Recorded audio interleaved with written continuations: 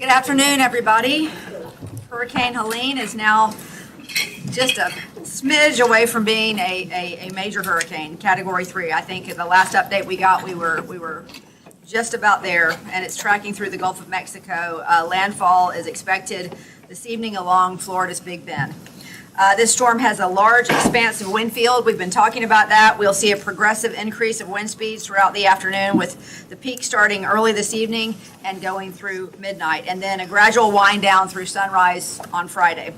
There could be isolated storm surge of up to 3 feet along the St. Johns River, in particular the San Marco, downtown riverfront, Hogan's Creek, Southampton, Riverside, Ortega, and Ribault areas. High river levels will peak from 6 to 8 p.m. this evening and from 6 to 8 a.m. on Friday. So those same trouble spots that we always have, we need to watch throughout the remainder of those times. For our beaches community, we are also under a coastal flood warning with up to 3 feet of surge expected. We ask you to please stay out of dangerous waters. This is not the time to be in the surf, and we will not have lifeguards out there, so please stay out of the waters at the beach. Our tornado risk continues throughout the day and this evening, with those outer bands continuing to come in the area, and we are expected to enter a tornado watch this afternoon, which means that we all need to stay alert for potential tornado warnings. If a warning is issued, you need to find a safe room within your house, wherever you are, that has interior walls where you can go and take shelter. All in all, please remain sheltered at home today and tonight if at all possible. If you don't have to be on the roads, it's just a great time to be in and hunker down. Please don't venture outside in the wind lulls between the outer bands. As we've talked about earlier, we have such saturated grounds from all the rains that we have, so trees are going to be weakened with root systems loosened up, and all of that is going to cause us a problem in terms of trees coming down. So there have been fatalities from this in past storms, and we really would like to avoid that if at all possible. So please stay away from floodwaters as well. The sheriff asked me to remind you to please not drive through floodwaters. That presents you with a particular problem, and certainly for them too if they have to come and fish you out. So as a reminder, keep your phone charged. Download Jack's Ready. That app is really helpful, and it will contain all the new information, updated information. And this is going to be a fluid storm, y'all. When we get into the later hours of this evening, there's a lot that we still don't know about how much this is going to affect us. So stay up to date with that Jack's Ready app and pay attention to your local meteorologist for real-time updates. In terms of our public safety teams, our emergency road access team, or ERATs, are staged in Riverside, Normandy on the west side, near Jacksonville Farms, Terrace, Mandarin, Sandalwood, Southside Estates, East Arlington, and on the south side and north side. The job of our ERAT teams will be to clear any roadways that become blocked by downed trees or power lines so first responders can travel safely through. We want to make sure, again, to say to you, please reserve the 911 lines for true emergencies, and call 630 City if you have any issues beyond emergent situations. We need you to keep those emergency lines open. We also have swift water teams staged downtown and in St. Nicholas in case there is a rescue need in any of the flooding situations. JSO will have 40 additional police officers ready to go on top of the regular patrol teams. Let's see. Additionally, we have so many JEA crews out there. I really want to thank JEA for the staff up. I mean, they're very prepared. They've seen this before. If we have tornadoes, that's going to cause us a tremendous problem. They've got 430 line workers out there, 250 wastewater crew members, 130 tree removal crew members. All in all, 2,200 member workforce is working today and tomorrow. And I do want to ask for your patience. I know everybody gets frustrated with power outages. We are going to have power outages with the winds like they're going to be. We have almost 900 square miles of city here. So please know that our JEA crews, that's 8,200 miles, y'all. 8,200 miles of power lines. So please make sure that you're patient with these crews. They're going to be out in every way they can be, as long as it's safe, trying to get power back on as quickly as they can. They're going to address the greatest needs first, essential services first. So please do be very, very patient in that process. Bucket trucks can only go up if the winds are 30 miles per hour or under. So again, we're going to have several hours of conditions where the winds are going to be higher than that. So they'll be out as conditions permit. JEA CEO Vicki Cavey asked that we remind you that it's not just the power lines. When trees come down, roots go up, and they bring water and sewer lines with them. That's why we have wastewater crews ready to go. Another reminder, any scheduled disconnections are going to be discontinued through the storm, so you do not have to worry about your power being disconnected in the duration of this storm. Our Public Works Department has 10 stormwater teams staffed up today and tonight. Pumps are staged in San Marco, and we have 5 pumps in reserves ready to go as needs arrive. We also have had crews out yesterday. I want to give a special shout out to Nina Sickler in our Public Works Department. We had a lot of calls to 630 City yesterday saying, hey, you guys told me to clean up the stuff from the yards, but now it's sitting out on the curb, and what's going to happen to it? So we brought extra crews out yesterday afternoon, and that's continuing to pick up roadside debris.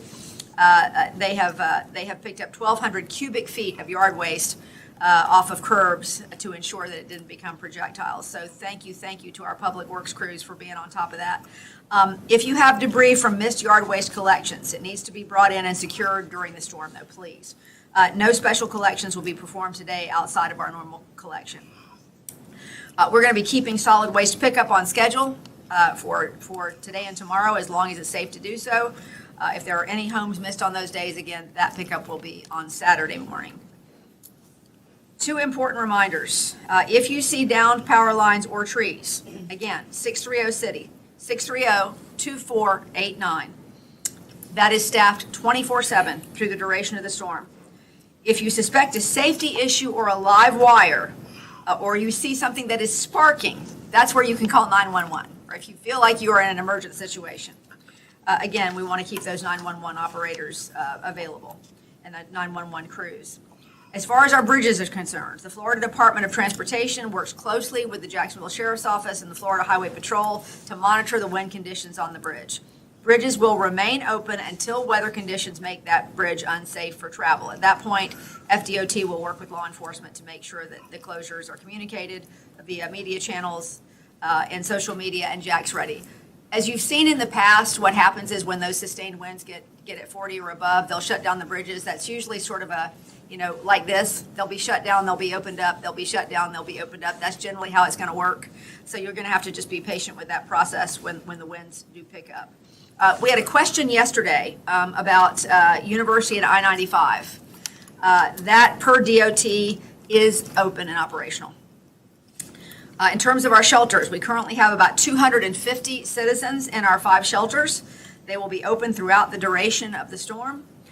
Please use them if you are in a low-lying area, a mobile home, or under a heavy tree canopy. Again, our biggest concern here is isolated tornadoes and trees coming down because of the saturated grounds and the winds that we're expecting.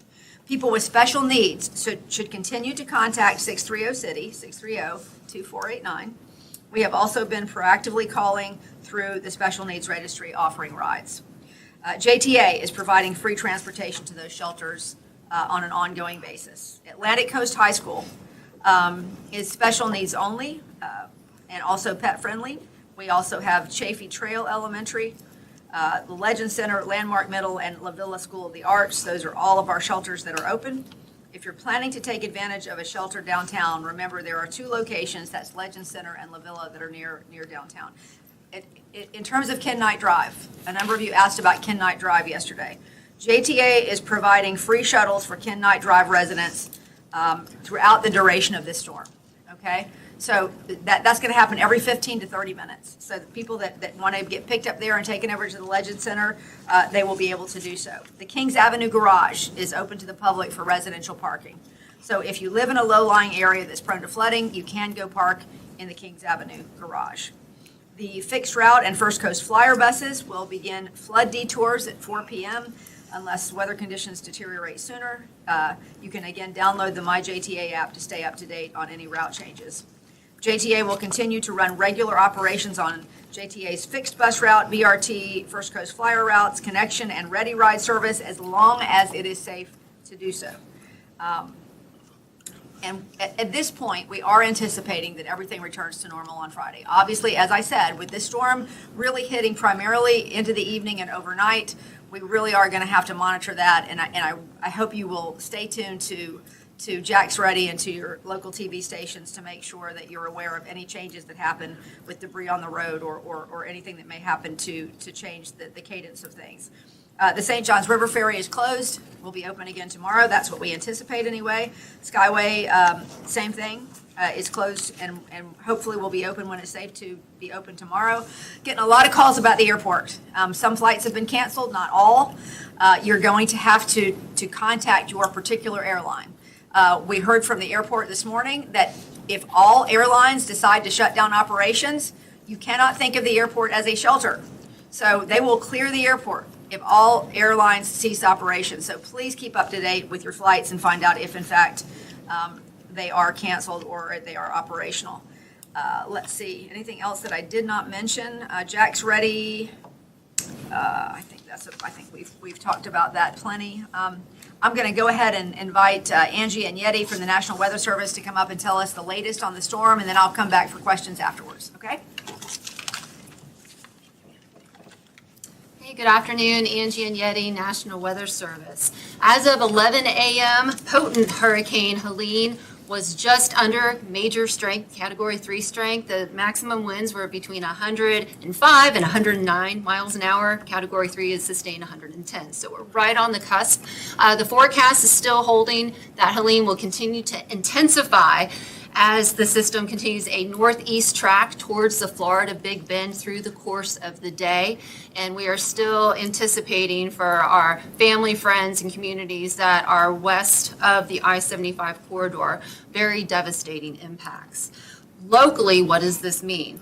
What we've been messaging is the wind field extent from the system is significant. In fact, all but 3 counties in Florida this afternoon are under either tropical storm or hurricane warnings. The entire state of Georgia and the entire state of South Carolina as well are underneath those wind, tropical storm, and hurricane warnings. That gives you an idea of the scope of the extent of anticipated wind impacts to the communities. For us here on the First Coast, we are going to continue to see deteriorating conditions as we go through the course of the day. We already have outer rain bands working their way up from the south. We've had tornado warnings in effect.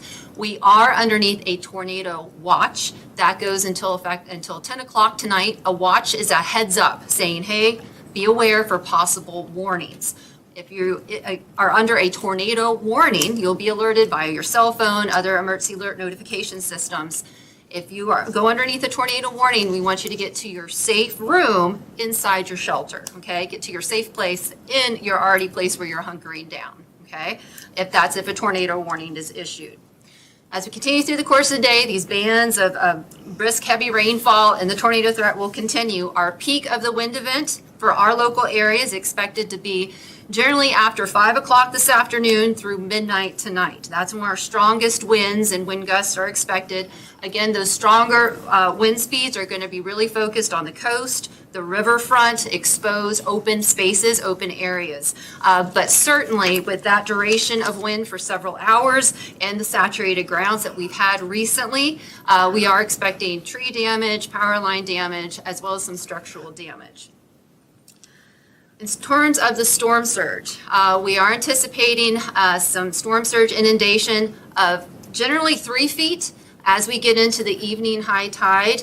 Especially the more vulnerable communities will be those that are along the riverfront, and specifically talking areas that are north of the Buckman Bridge to downtown Jacksonville. This evening's high tide cycle, which is going to occur between 6 p.m. and 9 p.m., that's where we're going to get that southerly wind push across the river as well. So high tide with that southerly wind push. Inundation of around 3 feet. We could see some areas that get around 4 feet of inundation. So it's not just this evening's high tide that we want to call attention to as well. Tomorrow morning's high tide cycle between 6 a.m. and 9 a.m. will also bring elevated storm surge inundation to the same vulnerable areas. So just to recap, those specific communities I'm talking about, we're going to start over at Pirates Cove and work our way up to Riverside areas, St. Vincent's, Hogan's Creek, areas right near the Main Street Bridge, and then also San Marco. San Marco is a very vulnerable community, so we really want to call attention to that. And there's also some locations on the Ribault River as well that will be vulnerable to that storm surge. The dune structure on the coast, yes, we're going to have water rise and storm surge, but the dune structure will hold and really limit the storm surge risk to our coastal communities. Want to remind folks that as we have these waves of bands of rainfall coming across us, please do not go outside in what we call lulls. You'll get one band that comes across with heavy rainfall, and then the wind will subside a little bit. It is so dangerous to venture outside even between those lulls because of the wind stress that's happened on the trees. It's not going to take a really strong wind gust to possibly cause one of those to go down. So please remain hunkered down today and tonight as we feel the impacts of Hurricane Helene. Thank you, Angie. And I just want to, I want to once again say that everything remains the same in terms of what our plans are, in terms of bringing back city employees tomorrow. I think that's true for our beaches as well. We're all monitoring overnight. And we really do need you to stay in close contact with your television stations, with Jack's Ready. Make sure that you're monitoring, because if this should become a scenario where we have more tornadoes, or if we have more trees down, or there's impacts to the roads, we're going to be communicating that if we need to change that up. And as of right now, we are planning on having everybody back and having a bright, sunny day at some point on Friday. That's the hope. So I'll open it up to any questions you have, and we will go from there. Yes, Mayor Deegan, you mentioned that JEA has restrictions on wind gusts for their bucket trucks. Are there any restrictions to JSO and JFRD in terms of 911 emergency services based on wind speed or other conditions? Not that I have heard of. Do you want to address that? Yeah, I think it's the same for both of our agencies. When they get above the 45 mile an hour range, especially with JFRD and the larger vehicles that we have to start then taking a look at whether it's safe to put them on the roads or not. So that's why we encourage everybody to do what the mayor's been suggesting and hunker down during this time, so that we don't have to put those folks out and put not only the first responders in danger to make rescues.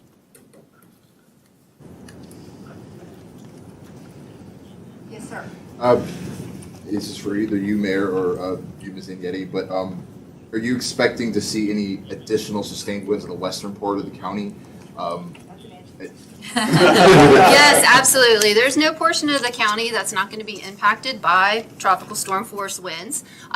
So on the west side, generally on the west side, let's say 30 to about 40 miles an hour sustained. And then we could see gusts up to 60 at times.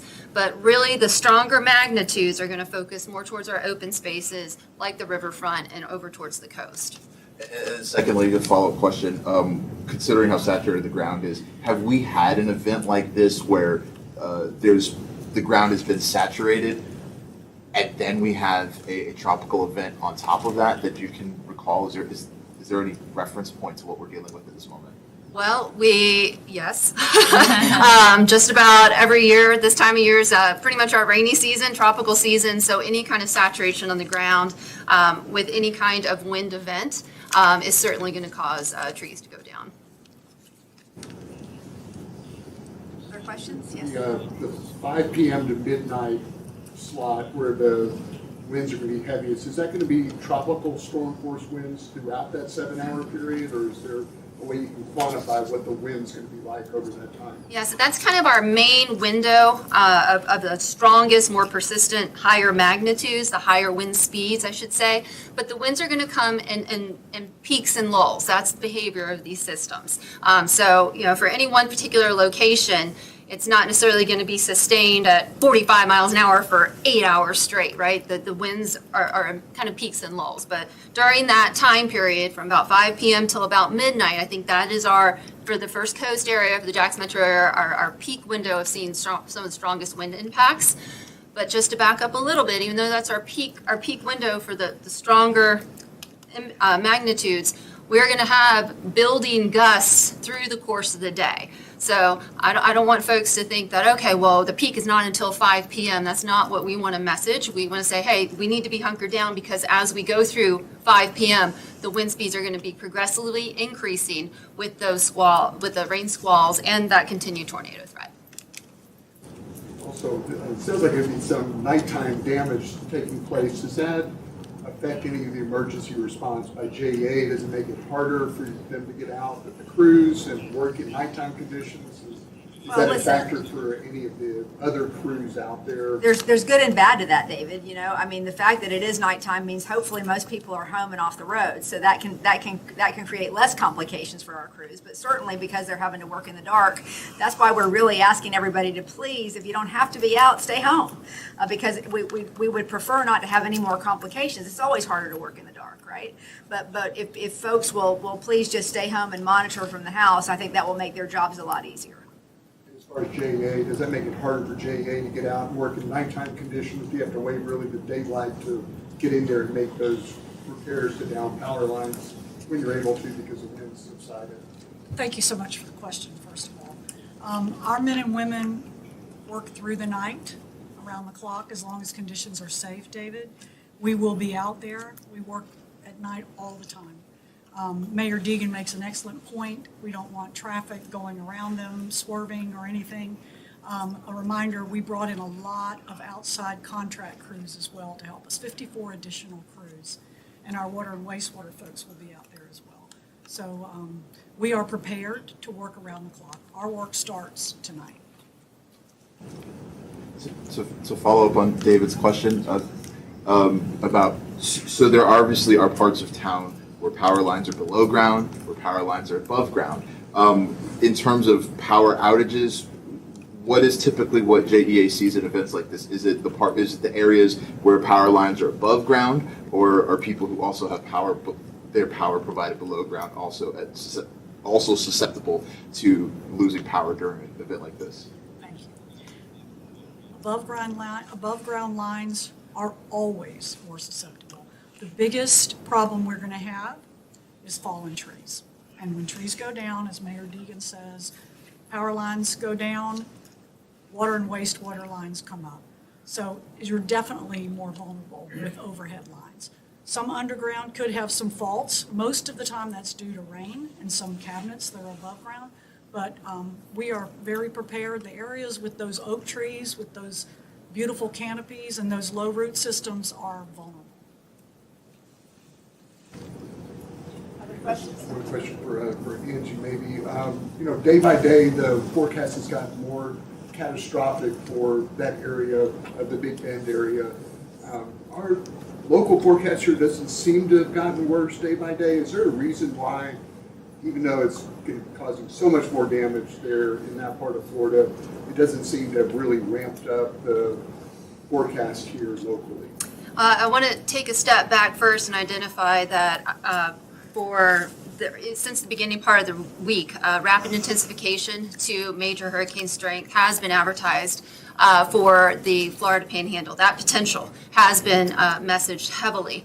In terms of catastrophic, I do want to clarify that the catastrophic impacts expected from Helene, that life-threatening storm surge and the devastation of those major hurricane strength winds, are really going to be focused for those communities that are west of I-75 towards the Tallahassee area and obviously southward towards the coast. Locally, our message has continued to have been to prepare for tropical storm conditions. We've been messaging that, I believe, through the entire week. Our forecast that we've been preparing for, honestly, has not really varied that much. We haven't taken into account the systems, these little wiggles and wobbles that they do, a little bit to the west, a little bit to the east. That is accounted for in our preparation and forecast considerations as we're ramping up to respond the best we can across the city to such events. So I just want to say that there has been very consistent messaging from the Hurricane Center, from the fellow Weather Service offices of the catastrophic impact that Helene is going to have, and we have been preparing through the entire week for tropical storm impacts here. Angie, I'm gonna throw a question in here too. So how far out from the center of the storm you see, how many miles out from the center of the storm do you see hurricane force winds? Well, at this point, the strongest winds are going to be within the inner core, and typically that inner core is under about 50 miles in diameter, but we're going to have to see, that can vary, where the storm actually makes landfall, on where that diameter sets up. But typically, once the system makes landfall, the inner core will begin to contract or shrink. But given how fast Helene's moving, those strong hurricane force winds can push very far inland. In fact, the latest forecast from the Hurricane Center has hurricane conditions reaching into southwest Georgia. Away from the Jacksonville metro area, we are not expecting hurricane force winds here, but we still need to ready ourselves for those wind impacts from tropical storm conditions. Anybody else? Okay, I think this is probably going to be our last update unless we get a surprise from this office, because we want to make sure that all of our crews not only are in position, but also making sure that everybody here has an opportunity to be home safe if they need to be. So you won't be getting another update from here today. We will obviously continue to share information. And I would ask you just to continue to keep the folks in the Big Bend in your thoughts and prayers. A major hurricane is no joke, and I hope everybody in this room, for all the wonderful work that is done here, can recognize how very fortunate we have been here in Jacksonville. I had somebody ask me yesterday, well, we've had several hurricanes move through here, and I said, you know what? Not really. We feel like we have because we've been on the fringes. We've certainly had some bad situations like we've had with Irma, but we still have not had a direct hit in Jacksonville since Hurricane Dora back in the 60s. So I hope you'll appreciate that grace that we have had here in this city. And please be safe and be careful. Heed what we've said so that our emergency crews can do the work they need to do and don't have to get in and get into any sort of a bad situation they don't need to be in. But very, very grateful that our community once again seems to be spared the worst. But thank you all so much, and we'll continue to share updates as we need them.